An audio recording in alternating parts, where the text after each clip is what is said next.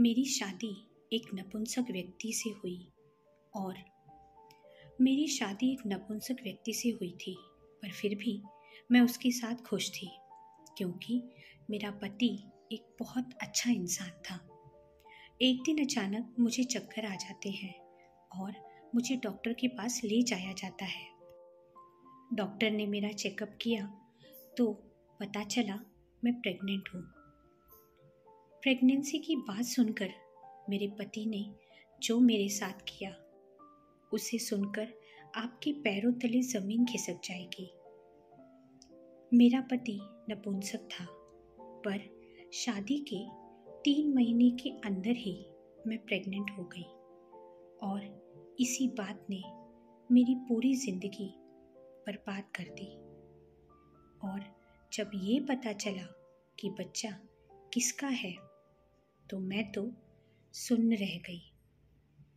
कभी कभी जीवन में ऐसा कुछ भी घटित होता है जिसके बारे में कभी सोचा भी नहीं होगा, और मेरे जीवन में भी ऐसा कुछ ही हुआ। मैं पूनम, मेरी उम्र 34 से 35 हो गई थी, पर अभी तक शादी नहीं हुई थी मेरी। बचपन में ही माता पिता का स्वर्गवास हो गया था और मेरी 2 छोटी बहनों की जिम्मेदारी मुझ पर ही थी। मैं नौकरी करके हम तीनों का जीवन निर्वाह करती थी। एक एक पैसा जोड़कर मैंने दोनों बहनों की शादी करवा दी। अब घर में बची तो मैं अकेली।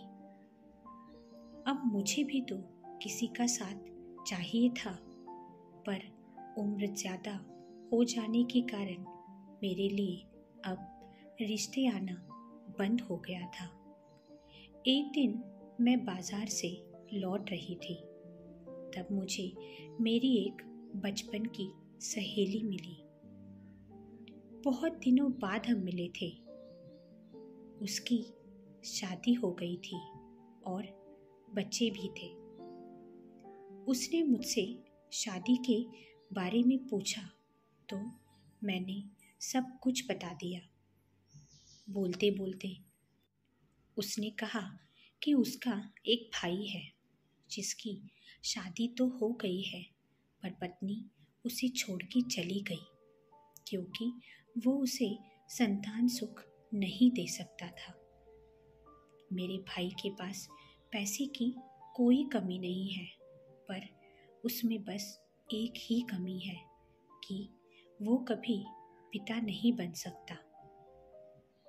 उसके भाई के बारे में सारी बातें सुनकर मैं शादी के लिए राजी हो गई और ये भी कहा कि मैं जिंदगी में कभी भी उसे छोड़कर नहीं जाऊंगी और ना ही कभी उसे किसी चीज़ को लेकर ताना मारूंगी। मेरी बातें सुनकर उसे बड़ी हैरानी हुई और पूछने लगी कि ऐसी क्या वजह है जिसके कारण मेरा भाई कभी भी पिता नहीं बन सकता। ये जानकर भी तुम शादी के लिए तैयार हो गई।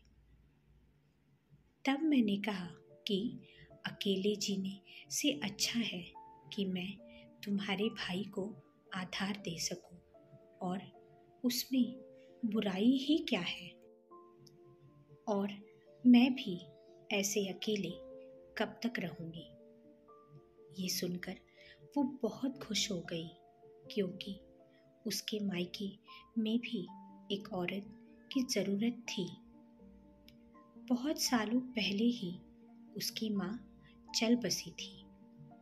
घर में बस बूढ़े पिता और भाई थे। वो जाते जाते बोली, अच्छा तो मैं एक बार अपनी सारी बातें अपने भाई को बताती हूँ। वैसे मेरी तरफ से तो ये रिश्ता पक्का ही समझ, क्योंकि मेरे भाई को तेरी जैसी ही जीवन साथी चाहिए थी। एक हफ्ते बाद मेरी सहेली मेरे घर आई और मुझसे कहने लगी कि मेरा भाई शादी के लिए तैयार है, पर उसकी एक शर्त है। मैं थोड़ी डर गई। मैंने पूछा, कैसी शर्त? वो बोली, मेरा भाई नपुंसक है, ये कभी किसी को पता नहीं चलना चाहिए। मैं राजी हो गई। थोड़े दिनों बाद ही हमारी शादी हो गई। आस पड़ोस वाले लोग बातें करने लगे कि अकेली रहने वाली लड़की की इतने अच्छे घर में कैसे शादी हो गई। मैंने अपनी बहनों तक को नहीं बताया था कि मेरा पति नपुंसक है। शादी करके मैं सुयश के घर पहुंची। घर नहीं, वो तो महल था। मैं बहुत खुश थी क्योंकि मैंने कभी सपने में भी नहीं सोचा था कि मेरी शादी इतने बड़े घर में होगी। मैं अपने कमरे में सुयश की राह देख रही थी, लेकिन जब सुयश कमरे में आया तो वो थोड़ा असहज लग रहा था। शायद अपनी कमी के कारण थोड़ा परेशान था, लेकिन मैं एक समझदार स्त्री थी। मैंने खुद होकर उसका हाथ अपने हाथों में लिया और उसे विश्वास दिलाया कि ये बात कभी भी अपने कमरे से बाहर नहीं जाएगी और ना ही इस बारे में आपसे कभी कुछ कहूँगी। जब उसे मुझ पर भरोसा हुआ तो उसके चेहरे पर हल्की सी मुस्कान दिखाई दी। उसने मेरा हाथ अपने हाथों में लिया और किस करके मुझे एक अंगूठी गिफ्ट के तौर पर पहनाई और कहा कि अब मुझे लगता है कि मेरी ज़िंदगी सही मायने में पूरी हो गई है। मुझे भी ऐसा लग रहा था कि मैं भी अपनी ज़िंदगी में बहुत खुश हूँ, पर मुझे कहाँ पता था कि आने वाले समय ने मेरे लिए कुछ और ही सोच कर रखा है। हमारी घर गृहस्थी बड़े आराम से चल रही थी। सुयश मुझे बहुत प्यार करता था। उसने मुझे अपनी पहली पत्नी के बारे में भी सब कुछ बता दिया था। उसने कहा था कि हमने बच्चे के लिए बहुत इलाज कराए। चेकअप के दौरान डॉक्टर ने बताया कि मुझ में ही कमी है, और जब ये बात मेरी पहली पत्नी को पता चली तो वो मुझे छोड़कर चली गई। मैं दूसरी शादी के लिए इसलिए तैयार नहीं था क्योंकि मुझे लगता था कि जब उसे मेरी कमी के बारे में पता चलेगा तो वो भी मुझे छोड़कर चली जाएगी। लेकिन मुझे सब कुछ पता होने के बावजूद मैं शादी के लिए तैयार थी, इसीलिए वो भी शादी के लिए राज़ी हो गए। मुझे भी बच्चे बहुत पसंद थे, पर मुझे मालूम था कि मेरा पति मुझे कभी भी संतान सुख नहीं दे सकता। इसीलिए मैंने अपनी ये इच्छा मन में ही रख रखी थी। दिन बड़े अच्छे से बीत रहे थे। मैं सुयश और उसके पिता का बहुत अच्छे से ख्याल रखती थी। शाम को हम तीनों एक साथ खाना खाते और एक साथ ही घूमने भी जाते। शाम को अगर उन्हें देर हो जाती आने में तो मैं अपने ससुर जी के साथ गप्पे मारती। ऐसे ही एक दिन हम सभी खाना खा रहे थे, तभी अचानक मुझे चक्कर आने लगे और मैं नीचे गिर गई। जब मैं थोड़ी ठीक हुई तो सुयश कहने लगा कि तुम बहुत कमज़ोर नज़र आ रही हो, लगता है तुम अपने खाने पीने की तरफ ठीक से ध्यान नहीं दे रही हो। मेरी इच्छा ना होते हुए भी वो मुझे डॉक्टर के पास ले गया और डॉक्टर ने चेकअप के बाद जो बताया उसे सुनकर हम दोनों सुन रह गए। डॉक्टर ने कहा, आप माँ बनने वाली हैं। वैसे देखा जाए तो ये सुनकर हमें खुश होना चाहिए था, पर सच्चाई कुछ और होने के कारण हम दोनों बस एक दूसरे की तरफ ही देखे जा रहे थे, क्योंकि हम दोनों को ही पता था कि सुयश कभी पिता नहीं बन सकता। फिर ये बच्चा किसका है? तो आखिर मैं प्रेग्नेंट कैसे? डॉक्टर से रिपोर्ट लेकर सुयश ने मेरा हाथ पकड़ा और मुझे गाड़ी की तरफ खींचता ले गया। उसने गाड़ी इतनी तेज चलानी शुरू की कि मेरी हिम्मत ही नहीं हुई उससे बात करने की। हम दोनों घर पहुंचे। ससुर जी हमारा इंतज़ार ही कर रहे थे। उन्होंने सुयश से पूछा, क्या बताया डॉक्टर ने? बहू की तबीयत कैसी है? सुयश गुस्से में लाल हो गया था। मेरी रिपोर्ट टेबल पर जोर से पटकी और पिता से कहने लगा, तुम्हारी बहू प्रेग्नेंट है और मुझे अच्छे से पता है कि ये बच्चा मेरा नहीं है। ये सुनकर ससुर जी भी आश्चर्यचकित हुए और पूछा, ये क्या कह रहे हो तुम? ऐसे कैसे हो सकता है? सभी की सारी बातें सुनकर मैं चुपचाप सोफे पर बैठ गई। मुझ में अब और सहन करने की शक्ति नहीं थी, क्योंकि मैं निरपराध थी, लेकिन मेरे पति चिल्ला चिल्ला कर मेरी बदनामी कर रहे थे। सुयश की बातें सुनकर मेरे ससुर जी ने कहा, ऐसे कोई अपनी ही पत्नी की बदनामी करता है क्या? ऐसे आरोप लगाने से पहले थोड़ी तो शर्म करो। मेरे ससुर जी की बातें सुनकर मुझ में थोड़ी हिम्मत आई और मैं रोते हुए सुयश से बोली, मुझे नहीं पता ये बच्चा मेरे पेट में कैसे आया। मुझे सिर्फ इतना पता है कि मेरी ज़िंदगी में आपके सिवा और कोई नहीं है। बस ज़्यादा सफाई देने की ज़रूरत नहीं है।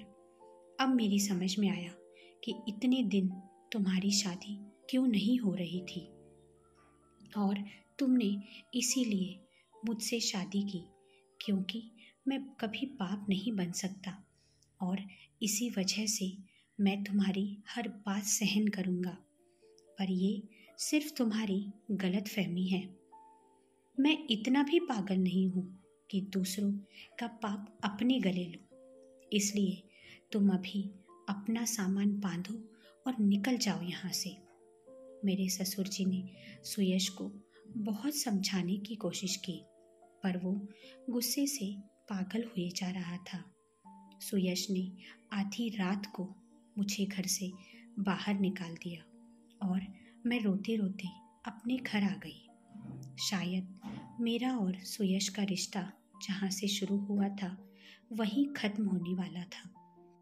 सारी चीज़ों के बारे में सोच सोच कर मेरी तबीयत और ज़्यादा खराब हो गई और मुझे सुयश की ज़्यादा ही चिंता लग रही थी।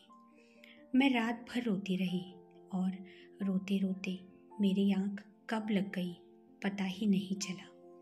सुबह किसी ने तो मेरा दरवाज़ा खटखटाया, तब मेरी आँख खुली और दरवाज़ा खोला तो सामने मेरी नंद खड़ी थी।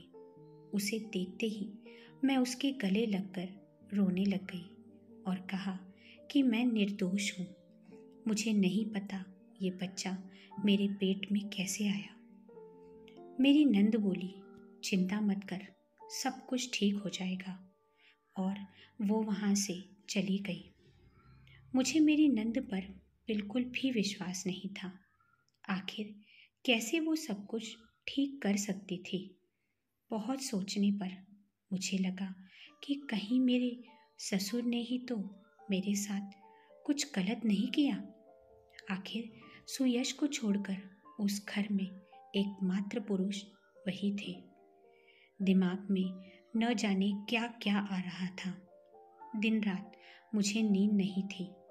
मेरे ससुर मेरा बहुत ख्याल रखते थे और मेरी चिंता भी बहुत करते थे, पर आज उनका वो व्यवहार मुझे खटक रहा था। मैं भगवान से प्रार्थना कर रही थी कि मैं निर्दोष साबित हो जाऊं और मेरा सुयश मेरी ज़िंदगी में वापस आ जाए। मेरी दोनों बहनों को मेरी बिल्कुल परवाह नहीं थी। वो दोनों अपने ही संसार में रम गई थी। देखा जाए तो मैंने उन्हें माँ और बाप दोनों बनकर संभाला था। 15 दिन बाद मेरी नंद और सुयश मुझे लेने आए। इस बात की मुझे बड़ी हैरानी हुई। मेरी समझ में ही नहीं आ रहा था कि सुयश आखिर मुझे लेने कैसे आ गया, पर मेरे लिए इतना ही काफ़ी था कि वो मेरी ज़िंदगी में लौट आया है। मैं बिना कुछ पूछे उसकी गाड़ी में बैठ गई और घर आ गई। मैं घर पहुंची तो घर बहुत ही सुंदर तरीके से सजाया हुआ था। ये सब देखकर मैं सोच में ही पड़ गई कि ऐसे कैसे हो सकता है। उतने में नंद ने मेरा हाथ पकड़ा और मुझे गले से लगा लिया और कहने लगी कि तुम्हारा बहुत बहुत धन्यवाद, तुमने मुझे बुआ बनने का मौका दिया। मैंने एक नज़र सुयश पर डाली तो वो शर्माकर गर्दन नीचे करे खड़ा था। मेरी ननद ने मुझे बताया कि मेरे ससुर जी को मुझ पर पूरा विश्वास था कि मैं एक अच्छी और संस्कारी लड़की हूँ और मैं ऐसा काम कर ही नहीं सकती। उन्होंने मेरे पति को समझाया और सुयश फिर से उसी डॉक्टर के पास गया जिसने पहले सुयश को बताया था कि वो कभी भी बाप नहीं बन सकता। सुयश को देखते ही उस डॉक्टर ने उसे पहचान लिया। सुयश ने उससे कहा कि मेरी दूसरी पत्नी प्रेग्नेंट है और फिर जो डॉक्टर ने बताया वो सुनकर हमें धक्का सा लगा। उसने बताया कि सुयश में कभी कोई कमी नहीं थी। तुम्हारी पहली पत्नी ही तुम्हारे साथ रहना नहीं चाहती थी, इसीलिए वो ऐसी दवाइयों का इस्तेमाल करती थी जिससे कि वो कभी प्रेग्नेंट ही न हो। तुम कभी बाप नहीं बन सकते, ऐसा छोटा आरोप लगाकर उसे तुमसे अलग होना था। इसलिए उसने डॉक्टर को कुछ पैसे देकर झूठी रिपोर्ट बनवाई कि सारी कमी सुयश में ही है और वो कभी भी बाप नहीं बन सकता। ये सब हो जाने के बाद वो दिन रात सुयश को ताना मारती कि वो नपुंसक है और इसीलिए सुयश ने तंग आकर उसे खुद तलाक दे दिया। मेरी ननद ने मुझे ये सब बताकर मुझे सुयश की ज़िंदगी में वापस आने का मौका दिया, नहीं तो मैं जीवन भर इसी सोच के साथ रहती कि आखिर ये बच्चा किसका है, और मैंने तो मेरे ससुर पर ही शक किया। सुयश अपने व्यवहार के लिए मुझसे माफ़ी मांगने लगा, पर मुझे कोई शिकायत नहीं थी क्योंकि उसकी जगह और कोई भी होता तो यही करता। मेरे घर लौटने की खुशी में मैंने और सुयश ने केक काटा। मेरी नंद और मेरे ससुर जी ने सही मायने में रिश्ता होने का कर्तव्य निभाया। ससुर जी ने मेरे सर पर हाथ रखकर मुझे ढेर सारा आशीर्वाद दिया, पर मुझे ही खुद की शर्म आ रही थी क्योंकि थोड़ी देर को क्यों न हो, पर मैंने अपने ससुर पर शक किया था। साथियों, रिश्ते ये शीशे की तरह होते हैं, उन्हें बहुत संभालना पड़ता है। इंसान की एक गलती उस रिश्ते को शीशे की तरह तोड़ती है। दोस्तों, कहानी कैसी लगी कमेंट करके ज़रूर बताना और चैनल को लाइक और सब्सक्राइब ज़रूर करना। धन्यवाद।